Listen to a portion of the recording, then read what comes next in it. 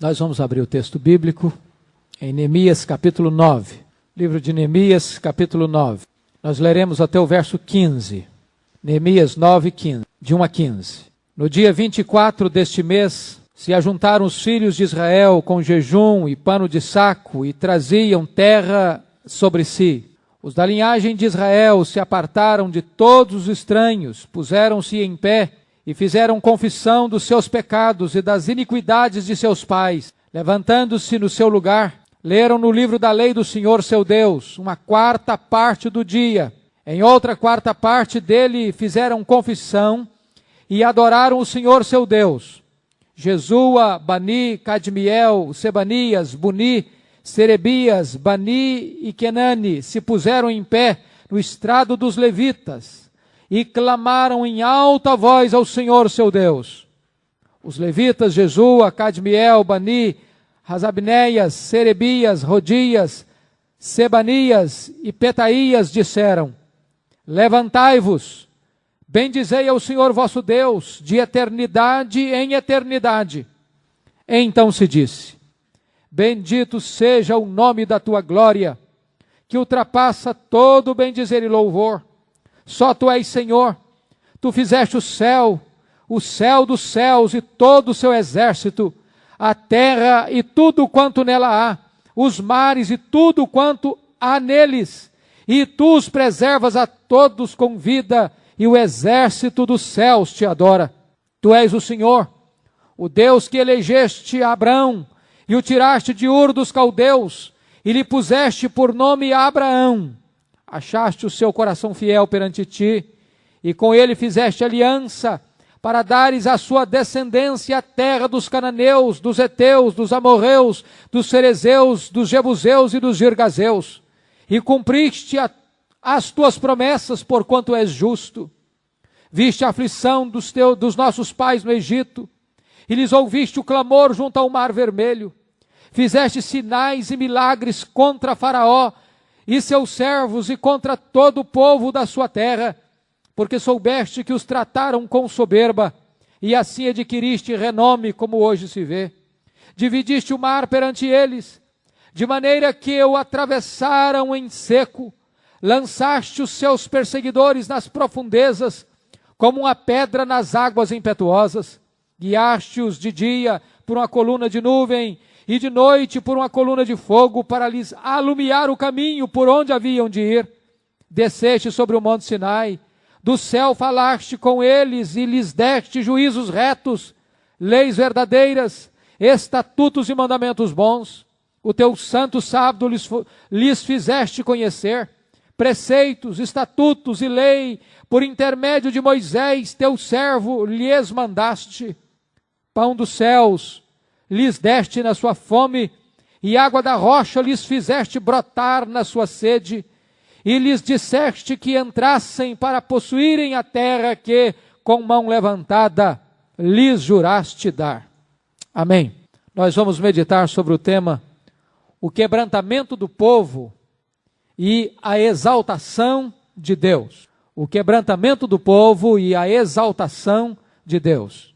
É um fato notório, queridos, de que os grandes reavivamentos da história foram produzidos pela palavra de Deus. Se você estudar tanto os reavivamentos registrados na Bíblia, quanto aqueles que foram registrados ao longo da história cristã, todos eles tiveram a mesma gênese, todos eles tiveram a mesma origem, todos eles tiveram a mesma receita, todos emanaram da pregação da palavra de Deus. Nós estudamos quarta-feira passada o capítulo 8 de Neemias. Nós lemos que Esdras e os levitas se levantaram para ler, para explicar e para aplicar a palavra de Deus. E o resultado na congregação foi um profundo choro de reconhecimento de seu pecado e depois, pelo entendimento da palavra de Deus, uma grande e indizível alegria que tomou conta deles. É interessante que no dia seguinte diz Neemias capítulo 8, verso 13, que a liderança da igreja se reuniu para ter um estudo bíblico mais aprofundado, para mergulhar nas águas mais profundas da palavra de Deus, e descobriram então que havia uma prática espiritual esquecida na história do povo, a festa dos tabernáculos. E então eles procuram acertar a vida deles, eles procuram colocar a vida deles certa, de acordo com os princípios da palavra de Deus. Eles normatizam a vida deles pelo ensinamento das Escrituras. O que é maravilhoso é que somos informados de que dia a dia a palavra de Deus ia sendo lida. Está acontecendo aqui, meus irmãos, o culto talvez mais impressionante registrado na Bíblia. Nós não temos nenhum paralelo nas Escrituras de um culto como este, ou de um fato como este, onde agora vamos ler que a leitura da Bíblia, a reunião da Assembleia durou 24 dias. Você já pode imaginar o que é homens, mulheres, crianças, todos aqueles que podiam entender, e eles passavam praticamente todo dia lendo a Bíblia, orando, se quebrantando, se humilhando, louvando, adorando a Deus, os resultados espirituais que isso produziu. Você pode ter essa conclusão, que essas reuniões de estudo aconteceram durante esses 24 dias, capítulo 8, versículos de 1 a 3, você vai notar que esta reunião começa no primeiro dia. Você vai perceber, logo em seguida, a leitura da Bíblia no versículo 8, no versículo 13, e agora no versículo 18 também, do capítulo 8, estavam lendo a palavra de Deus. Agora no 24º dia, este grupo está reunido, depois da leitura, depois do entendimento da palavra, e a Bíblia diz que eles saem da festa para o jejum. O capítulo 8 termina o povo festejando a festa dos tabernáculos. Mas agora, depois de um aprofundamento ainda maior na palavra, depois de uma investigação mais profunda na vida, esse povo volta-se para Deus, com jejum, com pano de saco e com terra sobre a cabeça. Eu gostaria que nós pudéssemos então olhar para esse texto sobre dois aspectos. Ele nos fala de dois aspectos. Primeiro, o quebrantamento do povo. Segundo, a exaltação de Deus. Então vamos olhar o primeiro ponto, o quebrantamento do povo, que está registrado nos versos de 1 a 5. O quebrantamento, em primeiro lugar, passa pela contrição diante de Deus. Versículo 1, você nota que o povo estava festejando, estava alegre, estava celebrando as colheitas, estava celebrando a proteção de Deus durante a caminhada no deserto, e de repente este povo é tomado por uma profunda convicção de pecado. Eles jejuam, eles se cobrem de pano de saco, é uma expressão bíblica para humilhação, para contrição, para quebrantamento, para arrependimento. E nós vamos notar uma coisa sublime na Bíblia, é que nunca aconteceu também um reavivamento espiritual, uma mudança profunda na vida do povo, que não tivesse começado também pelo choro. Avivamento não é celebração sem passar primeiro pelo choro. Primeiro o povo chora, depois o povo canta.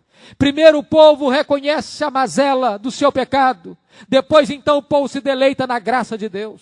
Primeiro o povo reconhece a hediondez da sua condição aos olhos do Deus Santo, depois então eles compreendem a gloriosa graça de Deus que traz perdão e restauração.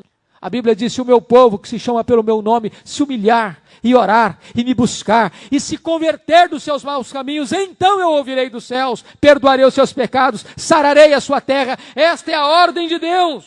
Precisaríamos perguntar para nós aqui hoje, qual foi a última vez que nós jejuamos para nos humilharmos diante de Deus, para vencermos determinadas situações da nossa vida, ou determinados pecados, ou determinada situação que nos oprime, que nos afasta, que nos torna a vida árida, seca. Qual foi a última vez que nós jejuamos em favor da igreja, em favor do povo, em favor da situação que oprime e que tantas vezes entristece o coração do povo de Deus? Segunda coisa, irmãos, que nós notamos é que o quebrantamento passa por uma separação de tudo aquilo que Deus condena na sua palavra. Veja o verso 2. Os da linhagem de Israel se apartaram de todos os estranhos. O que isso significa? Na verdade, a questão aqui não é um afastamento racial. Deus não está aqui condenando em hipótese nenhuma a questão do preconceito racial. Deus não está aqui favorecendo o preconceito racial. Deus não está aqui dizendo que nós não devemos olhar para os outros povos e ter compaixão deles e anunciar a eles a palavra de Deus e trazê-los para a luz da verdade. O que na verdade esse texto está querendo dizer é que aqueles que não professavam a mesma fé, que não criam no mesmo Deus, que não tinham a mesma convicção espiritual, que não tinham o mesmo compromisso com o Deus vivo, não podia estar num sincretismo religioso, participando daquele momento de choro pelo pecado e de celebração ao Deus vivo. O que está nesse texto é o seguinte: não há comunhão fora da verdade. O que esse texto preceitua é que não há possibilidade de existir unidade espiritual sem ser costurada esta unidade pelo vínculo da verdade. O que a Bíblia está nos dizendo é que não existe essa ideia de que não importa a sua fé, não importa o seu Deus, não importa a sua crença, não importa a sua teologia, estamos juntos, somos um. Isso não é verdade. A Bíblia nunca nos autoriza a pensar desta maneira ou a pregar desta maneira. E o povo entende então que precisa se consagrar ao Senhor, se dedicar ao Senhor e colocar a sua vida certa diante do Senhor, afastando de tudo aquilo que Deus havia proibido na sua palavra. Terceira coisa, queridos, o quebrantamento passa pela confissão de pecado. Versículo 2, eles se apartam e diz o texto que uma quarta parte do dia, versículo 3, melhor dizendo, versículo 2, eles estão fazendo confissão de seus pecados e das iniquidades de seus pais. Mas no versículo 3, diz o texto que eles passam a quarta parte do dia fazendo confissão. Vocês já pararam para perceber que parece que nós vivemos na geração que não tem tanta convicção de pecado mais? Nós somos da geração que diz, nada tem nada a ver. Da geração que acha que o padrão de Deus diminuiu, que as exigências de Deus estão mais frouxas, de que Deus se tornou mais permissivo com respeito à sua lei. Daí nós nos reunimos, mas há pouca convicção de pecado, há pouco choro pelo pecado, poucas pessoas se inquietam por causa do pecado, poucas pessoas se incomodam por causa do pecado. Parece-nos que nós geramos dentro de nós uma certa reserva de proteção a essa questão.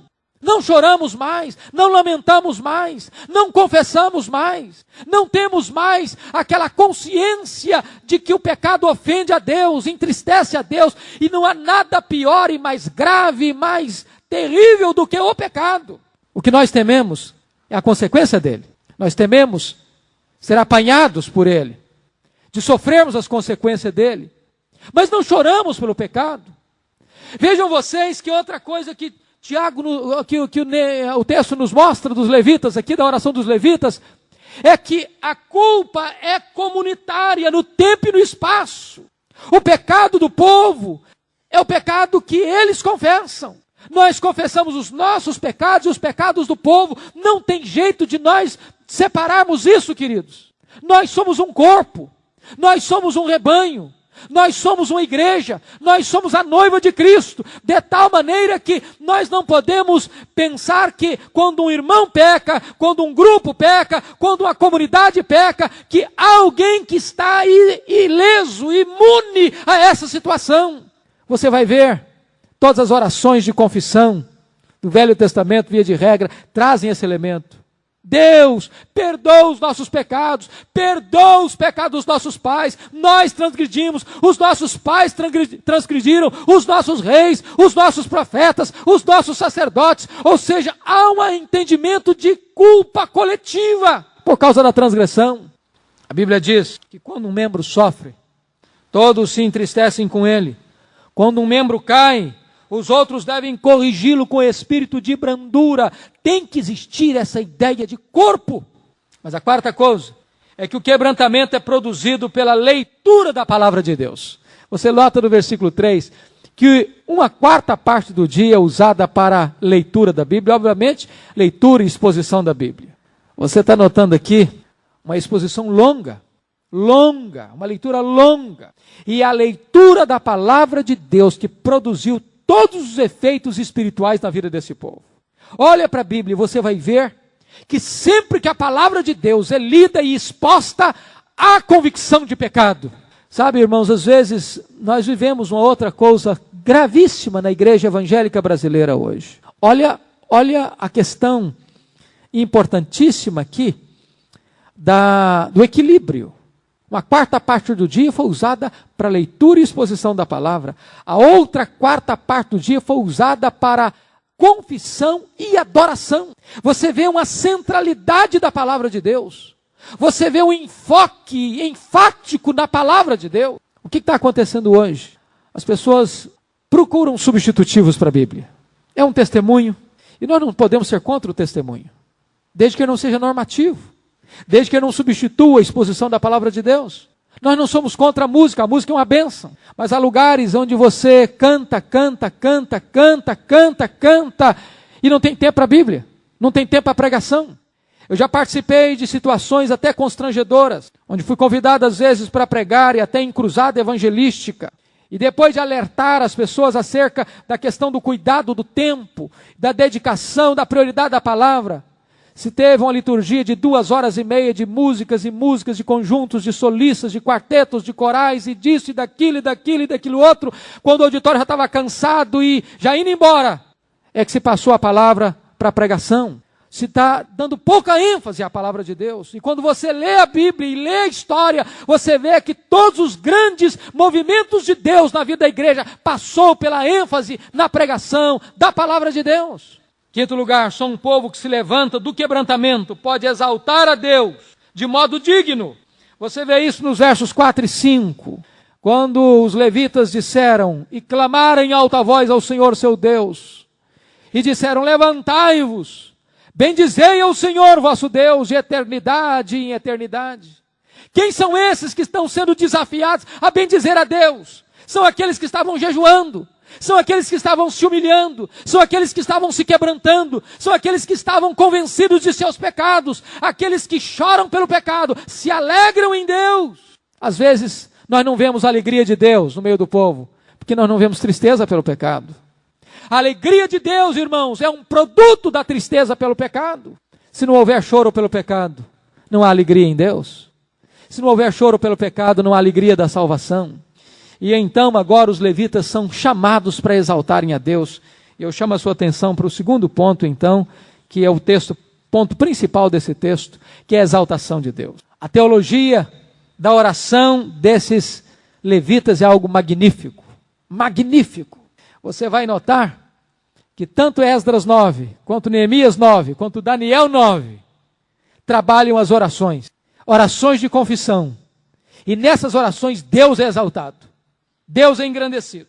Eu não sei se você conhece a história da Assembleia de Westminster, quando os teólogos estavam reunidos no século XVII, na abadia de Westminster, chegou o momento de definir Deus. Como definir Deus? Nós temos poucas definições de Deus na Bíblia. Deus é luz, Deus é amor, Deus é espírito. E os teólogos debateram, pensaram, refletiram. Como nós vamos definir Deus? Então eles pararam aquela assembleia e começaram a orar ao Senhor. E alguém começa a exaltar a Deus na oração. E a oração então foi apanhada como a definição de Deus que nós temos na nossa confissão de fé e nos nossos catecismos. É quando você ora que você tem a mais clara compreensão da teologia acerca de Deus. E eu gostaria de chamar a sua atenção para o conteúdo da oração desses levitas acerca de Deus. Quem é Deus na oração desses levitas? Vamos ver. Primeiro lugar, versículo 6. Deus é o Criador. Só Tu és, Senhor, Tu fizeste o céu e o céu dos céus, e todo o seu exército, a terra e tudo quanto nela há, os mares e tudo quanto há neles. Coisa magnífica. Esta verdade é a verdade primeira do cristianismo, irmãos.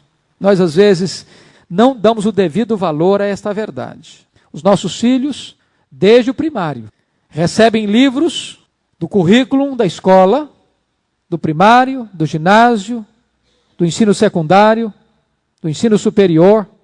E na sua vastíssima maioria, toda essa literatura vem embasada pela vertente evolucionista. Mas nós precisamos entender uma coisa. Nós não podemos crer na Bíblia pela metade. Esta é a primeira revelação de Deus. No princípio criou Deus os céus e a terra. E quando esse texto está dizendo que Deus criou o céu dos céus, o que tem na terra, o que tem no mar, tudo que existe Deus criou, Deus está combatendo isso, o ateísmo. Deus está combatendo o agnosticismo. Deus está combatendo com isso todos os ismos, por exemplo, do panteísmo, que tudo é Deus e Deus é tudo. Está combatendo aí o que nós chamamos de deísmo, de que Deus criou, mas Ele não está presente, porque logo em seguida diz que Deus preserva todos com vida. Isso está combatendo, queridos irmãos, uma tese hoje muito comum até em certas igrejas evangélicas, o que nós chamamos de evolucionismo teísta. A ideia de que a vida começou com Deus, mas no estágio primitivo. Depois que Deus então deu origem à vida, a própria vida foi se evoluindo por si mesma, e então nós temos o universo no estágio em que se encontra. Mas, amados irmãos, a Bíblia é absolutamente categórica nesse sentido. No princípio criou Deus, Ele criou o céu, os céus dos céus, Deus criou as coisas materiais, Deus criou animais, Deus criou voláteis, Deus criou homens, Deus criou anjos, Deus criou todo o universo, as coisas visíveis e as invisíveis. Eu acho maravilhoso, porque até hoje a ciência não conseguiu mostrar para a humanidade este elo de transição. O homem veio de uma célula, depois o homem virou um girino, depois o homem virou um macaco, depois o homem virou homem. A pergunta é, onde está esse elemento de transição? As provas que tentaram dar caíram no ridículo. A Bíblia diz que existe mutação de espécie, mas não transmutação de espécie. Diz a Bíblia que as árvores iam produzir segundo a sua espécie. Os animais deveriam se reproduzir segundo a sua espécie. Você não vê um ser humano gerando um coelho. Você não vê um leão gerando um ser humano. Cada ser que Deus criou se reproduz segundo a sua espécie. Até hoje a ciência não conseguiu provar o contrário. Porque a palavra de Deus é eterna. É infalível. Existe uma outra teoria perigosa espalhada por aí. A Bíblia é palavra de Deus, mas não é um livro científico. Espera um pouquinho. A Bíblia pode não ter propósito científico. Ela foi um livro escrito para nós, para nos falar acerca de Deus, do plano de Deus e da salvação. Mas o autor da Bíblia é o autor da ciência. É o mesmo. De tal maneira que não há contradição entre Bíblia e ciência. Porque o autor é o mesmo, a mente que criou a ciência é a mente divina. O homem descobre as coisas, mas Deus criou todas as coisas.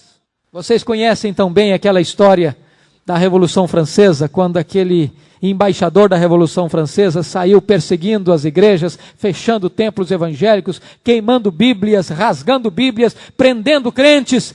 E então um desses embaixadores da Revolução Francesa chegou numa vila onde havia um camponês crente, chegou para ele e disse, olha, eu vim aqui para queimar a sua Bíblia, para destruir a sua igreja e para banir da sua mente esta tola ideia de Deus.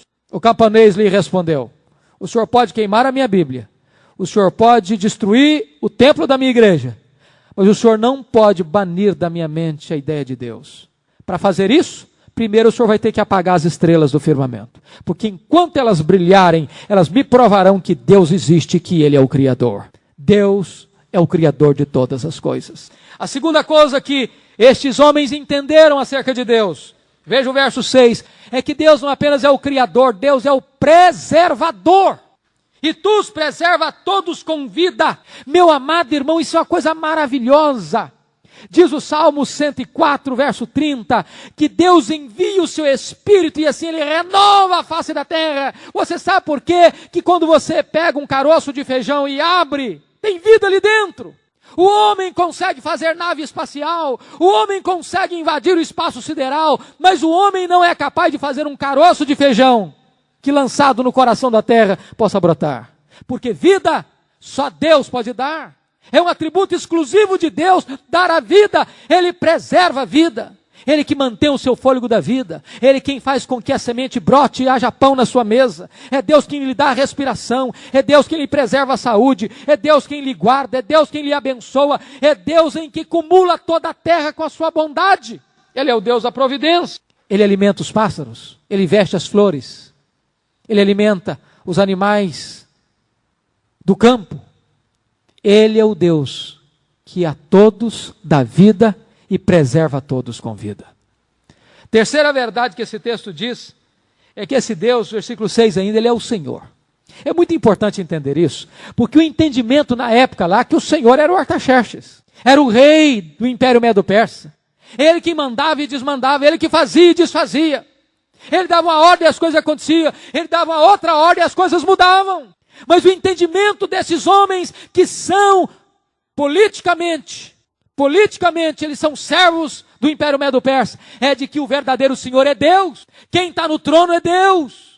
Quem depõe reis é Deus. Quem levanta reis é Deus. Quem abate reinos é Deus. Ele é o Senhor.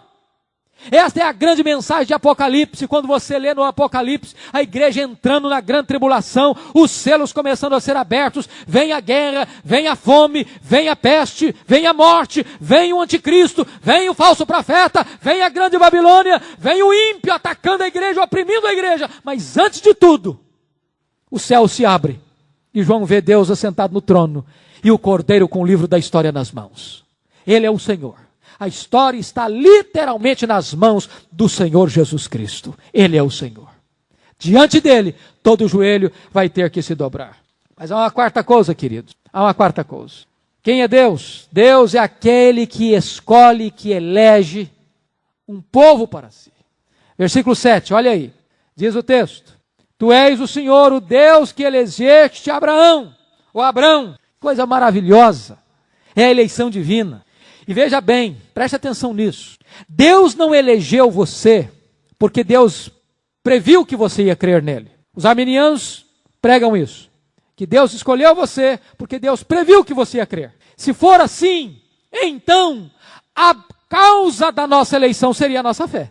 E não é verdade isso. A Bíblia diz lá em Atos 13, 48, que todos quantos estavam destinados para a vida eterna creram. De tal maneira que não é a fé a causa da eleição, mas a eleição é a causa da fé. Deus elegeu você e por isso você creu nele. Deus não escolheu você porque você praticava boas obras. Não, a Bíblia diz que Deus escolheu-nos para as boas obras. Deus não escolheu você e eu porque nós éramos santos. A Bíblia diz que Deus nos elegeu em Cristo para sermos santos e irrepreensíveis. Deus não nos escolheu porque nós éramos obedientes, mas Deus nos escolheu para a obediência.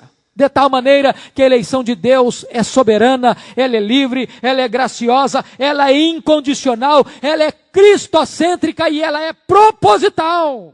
É para que nós sejamos santos e irrepreensíveis perante Ele. Isso é glorioso, queridos. Antes de existir céu e terra, Deus já tinha amado você. Deus já tinha colocado o coração dele em você. Deus já tinha colocado o seu amor em você e escolhido você. Outra coisa, quinto lugar, quem é Deus? Deus é aquele que chama eficazmente. Olha o verso 7. E o tiraste, elegeste Abraão, e o tiraste de Ur dos Caldeus. O Deus que elege é o Deus que chama. É o Deus que atrai para si. Porque se Deus tivesse escolhido e não chamasse, o projeto de Deus se frustraria. E será que Deus pode ser frustrado? Jó disse: nenhum dos teus desígnios podem ser frustrados. O nosso Deus não é um Deus fracassado. Não é aquele Deus que fica lá, coitadinho, achando que o homem precisa dar uma chance para Deus. Não, irmãos, não é essa a pregação bíblica. Não é o homem que dá chance para Deus. Deus é soberano, é Ele quem escolhe, é Ele quem chama. E quando Ele chama eficazmente, soberanamente. Nós afirmamos o seguinte, que a vocação de Deus, o chamado de Deus, é irresistível e é eficaz. Paulo diz assim: aos que Deus predestinou, a esses Deus também chamou, aos que chamou, a esses também justificou, e aos que justificou, a esses também glorificou. Ele é o Deus que chama. Louvado seja o Senhor por isso. A Bíblia diz que as ovelhas de Cristo ouvem a sua voz e o seguem. Por quê? Porque é Deus quem abre o coração. É Deus, é a bondade de Deus que conduz ao arrependimento. A fé salvadora é dom de Deus. Tudo provém de Deus. Por isso Deus elegeu Abraão e o tirou de Ur dos Caldeus, tirou da idolatria, tirou do paganismo para uma nova vida. Sexto lugar, Deus não apenas elege e chama, mas Deus transforma o homem. Versículo 7 ainda, e diz a Bíblia, e puseste por nome Abraão. Ele era chamado de Abrão. E o que significa Abrão? Abrão significa grande pai. Ele era grande pai. Quando Deus o chamou, ele tinha 75 anos. Ele era grande pai. E eu fico imaginando que devia ser até curioso aquele homem andando pelas ruas agora de Canaã, ou pela terra por onde perambulou, e alguém perguntava, como é que é o seu nome? E ele respondia, eu me chamo grande pai. Quantos filhos você tem? Nenhum ainda. Não combina, né? Não combina. É a mesma coisa de chamar o Absalão, de Absalão. Davi botou o nome no menino, um nome bonito. Absalão, pai da paz. Coisa que ele nunca foi na vida, coitado. Pai da paz. Ele era o pai da guerra, pai da trama, pai da conspiração. Tem nome que não combina. E o nome de Abrão parece que não combinava com ele. Grande pai. 75 anos. Não tem filhos ainda. Mas Deus prometeu para ele de que ele teria uma descendência. E aí o tempo passa, 1 ano, 5 anos, 10 anos, 11 anos. Depois de 11 anos de espera, a Sara disse, olha, ou nós damos um jeito, ou não vai acontecer nada. Ou nós arranjamos um bebê de proveta, ou então esse neném não vai nascer. E aí, por iniciativa de Sara, Abraão coabita com Agar e nasce Ismael. Mas Deus disse, não é o Ismael. A descendência não será por meio de Ismael. A minha promessa está de pé. Você vai realmente ser um homem que vai ter uma história diferente. Aí Deus muda o nome dele para Abraão. E Abraão significa pai de uma grande multidão, de uma grande nação. Agora eu imagino o Abraão andando pela rua. E aí, meu filho, como é que tá? Quantos filhos você tem? Falou, olha, eu tenho um menino lá que não é o legítimo ainda não. Da promessa não veio ainda não. E o Abraão, chegando aos 100 anos, a sua mulher já parou as regras com 90 anos. Mas a promessa de Deus está de pé. E você pode perguntar, mas eu não estou entendendo, como é que Deus disse para o Abraão que a descendência dele seria numerosa, grande, pai de uma grande nação, e Deus um dia mandou ele sair da tenda dele e contar as estrelas do firmamento? Que negócio é esse? A Bíblia diz, lá em Romanos 2, 28 e 29, lá em Gálatas capítulo 3, versículo 29, lá em Filipenses 3, que todos aqueles que creem no Senhor Jesus, em todos os tempos, em todos os lugares, de todas as raças, são filhos de Abraão. É a família mais numerosa da terra. É a família de Abraão. Todos nós que cremos somos filhos de Abraão. Deus mudou a sua vida. Deus mudou o seu nome. Deus mudou a sua sorte. Deus cumpriu a promessa que lhe fizera. Você e eu somos a resposta de Deus para a promessa de Abraão. Mas, queridos irmãos, vamos olhar em 7º lugar. Este Deus, quem é este Deus? É o Deus fiel para cumprir as suas promessas. Olha verso 8. Achaste o seu coração fiel perante ti. E lá no finalzinho diz a Bíblia que fez com ele uma aliança e cumpriu as suas promessas, porque tu és o Deus justo. Meu amado irmão, tem nada mais gostoso do que você crer neste Deus que é fiel à sua aliança. Deus firmou aliança com Abraão, de ser o seu Deus, Deus da sua descendência, para sempre. Sabe o que significa isso? Que Deus está dizendo, olha, no momento que você se aliançou comigo, eu sou o seu Deus, eu sou o Deus da sua descendência, eu sou o Deus de seus filhos. Meus irmãos, a teologia do pacto traz para nós uma alegria, uma confiança, um descanso na alma, e deveria nos levar muito mais à oração pelos nossos filhos. Os nossos filhos fazem parte desta aliança e deste pacto. Foi por isso que quando o menino nascia lá em Israel, Deus mandava que ele fosse circuncidado ao 8º dia, e diz Paulo que aquela circuncisão era o selo da aliança da fé. Deus estava dizendo, o seu filho me pertence, o seu filho faz parte da minha família, o seu filho faz parte do meu povo. Quando chega no Novo Testamento, o apóstolo Paulo diz em Colossenses capítulo 2, que agora o sinal da circuncisão é o batismo. É por isso que nós podemos ter a alegria de dizer que os nossos filhos fazem parte da família de Deus, fazem parte do pacto de Deus, da aliança de Deus, porque Deus fez um pacto e Deus é fiel para cumprir esse pacto, porque Ele é justo. 8º lugar, queridos, quem é este Deus que os levitas reconheceram?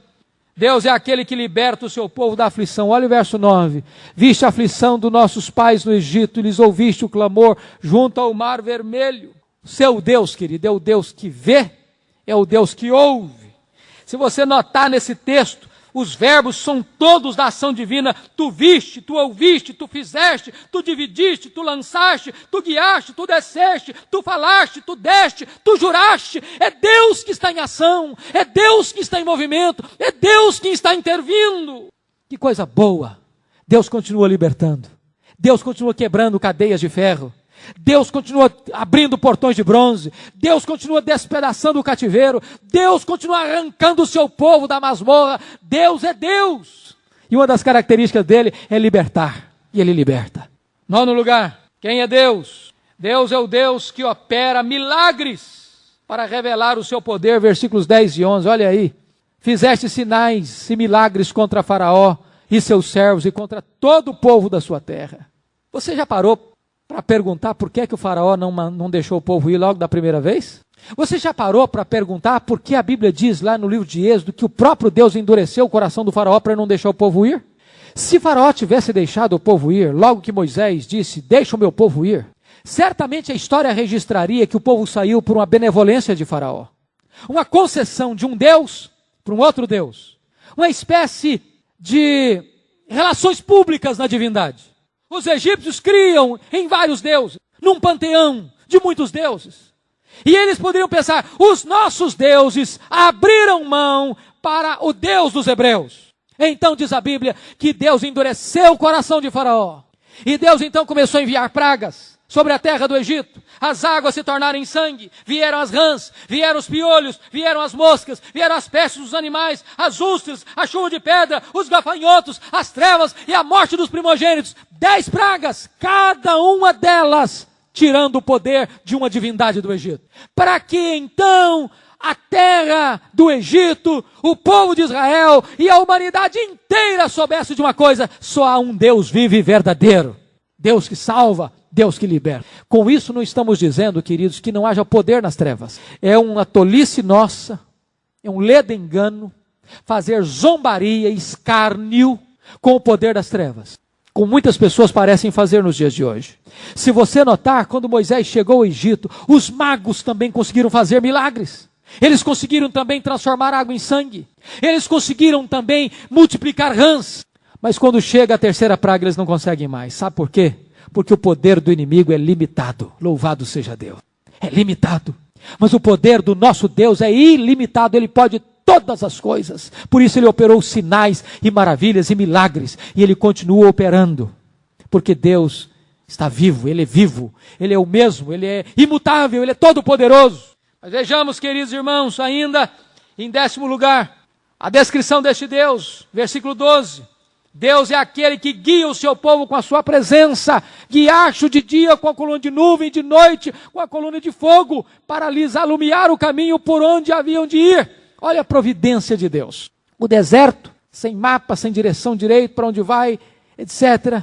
Imagine você, 2 milhões de pessoas, eram 600 mil apenas de homens, sem contar mulheres e crianças. Eram em torno de 2 milhões de pessoas, com animais, com crianças, com velhos, com bagagem, pelo deserto afora, sem infraestrutura. Imagine a complicação do que é isso, para alimentar tanta gente, para dar água para tanta gente, para cuidar da saúde de tanta gente.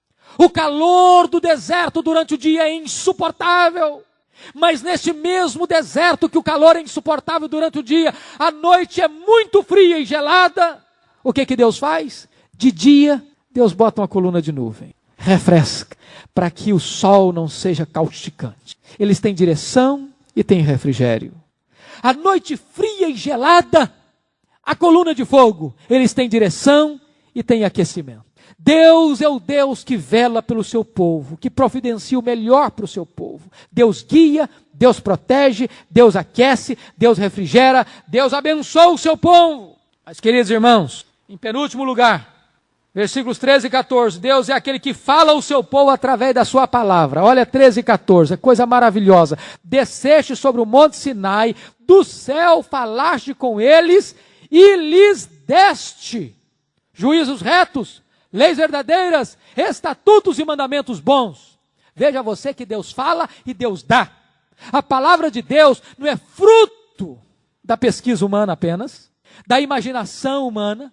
Não é aquela ideia de que papel aceita tudo. Os homens inventaram essa história e escreveram. Como Rudolf Bultmann, um teólogo alemão que queria atentar contra a palavra de Deus, diz: não, o que está aí nos evangelhos não é o que Jesus ensinou, é o que os discípulos pensaram que ele ensinou. Tem mitos, tem erros. A Bíblia diz que Deus falou e que Deus deu a sua palavra. A palavra é dada por Deus. Esta palavra é gloriosa. E sabe, queridos irmãos, que coisa boa é que nós temos esta palavra que foi dada por Deus. Deus fala por meio da sua palavra. Como a igreja evangélica precisa desta mensagem hoje. Deus fala pela sua palavra. Deus desceu, Deus falou, Deus deu a sua palavra. E quando este povo está lendo lá em Jerusalém, 24 dias de estudo da Bíblia, de pregação da Bíblia, não é ideia de homem, não é pensamento de homem, não são sonhos de homens, é a palavra de Deus que está sendo lida e exposta. Finalmente, queridos, finalmente. Qual é a visão que eles têm de Deus?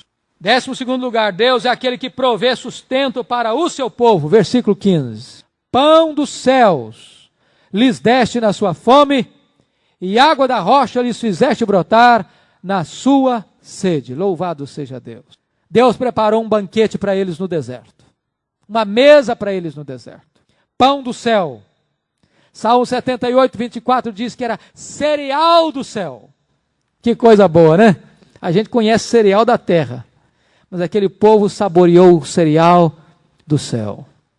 Deus fez chover sobre eles codornizes, de tal maneira que durante 40 anos, no deserto, a roupa não envelheceu no corpo, a sandália não envelheceu nos pés, não faltou água, não faltou comida para 2 milhões de pessoas. Ele é o Deus da provisão. Ele é o mesmo Deus. E o nosso coração não pode estar colocado na provisão, mas no provedor. Todas as vezes que o povo pôs o coração na provisão, o povo murmurou. Lembram disso? Estamos com sede, está faltando água, não tem água. E então o povo murmurava, mas não punha os olhos em Deus, que é o provedor. Estamos querendo comer alguma coisa diferente. E o povo murmurou, mas não pôs os olhos em Deus, o provedor. Não confie no seu dinheiro, querido. Não confie no seu salário. Não confie apenas na sua empresa, no seu emprego. A sua confiança não pode estar na provisão. A sua confiança precisa estar no provedor. Ele é o provedor. Concluindo, eu gostaria de fazer uma pergunta para você. Você tem esta visão de Deus que esses levitas tiveram? Deus é tudo isso para você? Outra coisa que eu quero perguntar. Será que nós temos visto, experimentado isso, num culto como este? Do povo se reunir com sede da palavra, querendo ouvir a palavra. E ao ouvir a palavra, esse povo chora pelo seu pecado. Esse povo jejua, esse povo acerta a vida com Deus, esse povo se humilha diante de Deus. Será que não está faltando um pouco deste elemento, desse senso de temor de Deus, de reverência, de quebrantamento nos cultos? Às vezes temos apenas ajuntamento, mas não temos quebrantamento. Que Deus se compadeça de nós e nos dê esta visão gloriosa de quem é Deus, para que possamos ter uma visão correta de quem somos nós. O conhecimento não parte do homem. João Calvino foi muito feliz nas Institutas quando disse que você só se conhece a si mesmo quando você parte do conhecimento de Deus. Quando você tem um conhecimento de Deus, quem Deus é, então você tem conhecimento de quem o homem é. E aí, nós nos prostramos para confessar e para adorar. Que Deus nos abençoe, em nome de Jesus. Nós vamos orar ao Senhor. Se você quer vir aqui à frente para orar comigo, vamos orar ao Senhor. Deus bendito, nós estamos na Tua presença nesta noite, recordando história tão sublime de um povo que se volta para Ti para ler a Tua palavra, para rever valores, para voltar à prática de obras que tinham sido esquecidas, para se devotarem a Ti, para acertarem a vida contigo, para Te buscarem com jejum, com quebrantamento, para compreenderem a Tua grandeza, a Tua majestade, as Tuas gloriosas obras. E nós estamos aqui como igreja, Senhor, pedindo a Ti que Tu ilumines os olhos do nosso entendimento, para que também ao lermos e ouvirmos a Tua palavra, possamos afinar o nosso coração, a nossa mente, a nossa vida com os ensinos da Tua lei. Meu Deus, não deixe que sejamos apenas ouvintes da Tua palavra. Deus, que a nossa teologia nos ensine a viver melhor, que o conhecimento que temos da Tua palavra nos ajude, Deus, a confiar mais em Ti. Que não seja apenas conceitos teológicos na nossa mente, mas que estas verdades desçam ao nosso coração e sejam transformados em prática de vida no nosso cotidiano. Deus Santo, firma os passos desta igreja na Tua palavra. Não permita que nenhum de seus membros se desvie, meu Deus, nem para a direita, nem para a esquerda. Fortalece a Tua igreja, para que ela seja fiel ao Deus fiel, para que seja uma igreja temente a Ti, meu Deus, uma igreja obediente, submissa à Tua palavra, uma igreja que tenha coragem de vestir-se com pano de saco e cinza da humilhação, do arrependimento, do quebrantamento, do choro pelo pecado, para que possa também cantar e exultar em espírito na adoração ao Teu nome. Deus, temos pecado contra Ti, os nossos pais pecaram contra Ti, meu Deus, a igreja evangélica tem pecado contra Ti, temos entristecido o Teu Espírito, Senhor. Tantas vezes, Deus, nós não vemos o vento do avivamento soprar sobre nós, porque o Teu Espírito Santo tem sido entristecido, desobedecido, ofendido pelos nossos pecados. Perdoa-nos, Senhor. Restaura a nossa sorte. Tu és o Deus que sonda. Meu Deus, nós Te rogamos que a Tua igreja possa ser limpa, para que a Tua igreja possa, meu Deus, se humilhar sob a Tua poderosa mão. Que todo o pecado oculto, Senhor, seja retirado, para que haja cura e restauração para a Tua igreja. Oh Deus Santo, compadece-te de nós, compadece-te do Teu povo, Senhor. Nós oramos por aqueles que estão aflitos nesta noite. Tu sabes as lutas do Teu povo, meu Deus. Tu sabes as angústias que tantas vezes assolam o coração. Problemas de enfermidade, problemas financeiros, problemas conjugais, problemas com os filhos, problemas com os familiares, problemas de toda ordem que nos assolam. Além disso, Senhor, o nosso pecado que tenazmente nos assedia.